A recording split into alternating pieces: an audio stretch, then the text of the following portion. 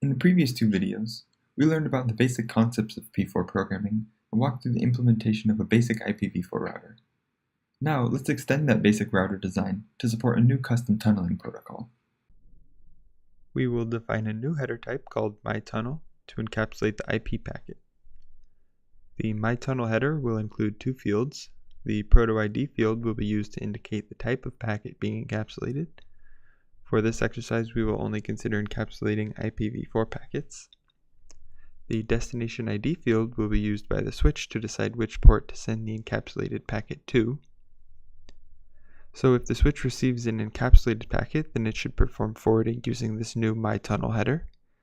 And if it receives an unencapsulated packet, then it should simply perform normal IP routing.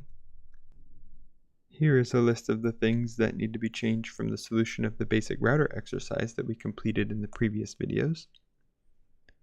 The starter code for this exercise has already defined the new header and updated the header struct accordingly.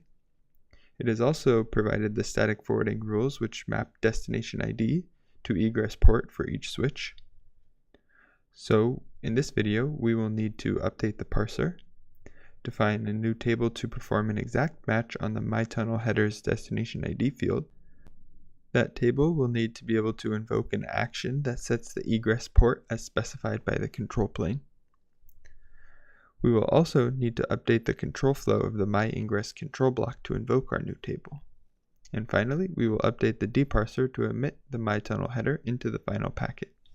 So let's go over to our VM and open up the basic tunnel P4 program starter code. You can see at the top of the file we defined the headers that we want the switch to recognize, and the starter code has already defined the mytunnel header for us and added an instance of that header to the header struct. So the first thing that we need to do is to update the parser to be able to recognize a mytunnel header within the incoming packets. We will define a new state called parse mytunnel, and in this state we must extract the mytunnel header. Now at this point we have a couple of options.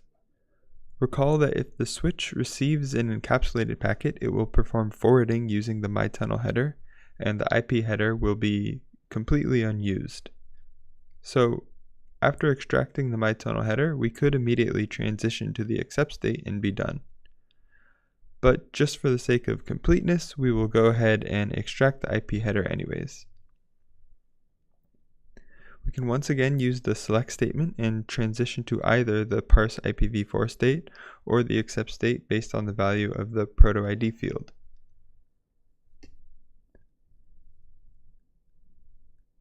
The final thing left to do for the parser is to add an extra case to the select statement in the parse Ethernet state. If the ether type field is equal to type mytunnel, which is defined at the top of the file, then we want to transition to our new parse mytunnel state. Now we need to update the ingress match action processing. First, let's define our new table. In an effort to reduce the amount we have to type, let's just make a copy of the IPv4 LPM table and then update it as necessary. Let's call this new table mytunnel exact. It will match on the destination ID field of the mytunnel header, and we want it to be an exact match. This table should be able to invoke an action called mytunnel forward, as well as the drop action and no action. Now we need to define the functionality of the mytunnel forward action. It will look very similar to the IPv4 forward action, but it's more simple. It will receive an egress port number from the control plane, and hence we do not need to specify the direction of this parameter. And then it must set the standard metadata's egress spec field to the provided port number.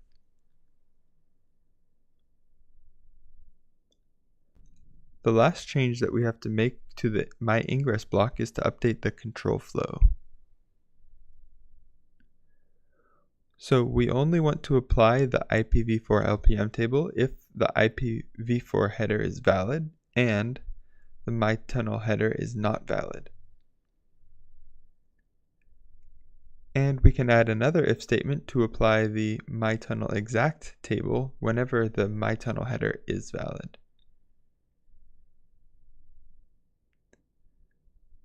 The only thing we have left to do is to update the dparser to emit the mytunnel header into the packet after the Ethernet header and before the IPv4 header.